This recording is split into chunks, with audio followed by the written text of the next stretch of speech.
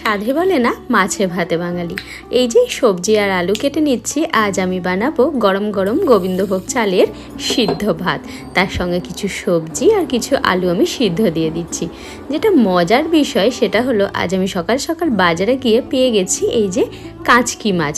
কাঁচকি মাছ বোধহয় সবারই খুব প্রিয় হয়, তাই না? গরম গরম গোবিন্দভোগ চালের সিদ্ধ ভাত আর তার সঙ্গে এই গরম গরম মুড়মুড়ে কাঁচকি মাছ ভাজা। আহা, এর যা স্বাদ তা যেন অতুলনীয়। কাঁচকি মাছের টকও কিন্তু খুব ভালো হয়, তবে কাঁচকি মাছ যখন এনেছি অত অপেক্ষা করতে পারবো না। এই গরম ভাতের সঙ্গে ব্যাস মুড়মুড়ে করে ভাজা, তাতেই পুরো ভাত শেষ। আচ্ছা, এটা কার কার প্রিয় খাবার প্লিজ আমায় কমেন্ট করে জানাবেন। আমার মতো কার কার এগুলো খেতে বেশ ভালো লাগে, আর সঙ্গে গাওয়া ঘি আর খাস চালটাও এখন নতুন চাল, সব মিলিয়ে পুরো জমে গেছে।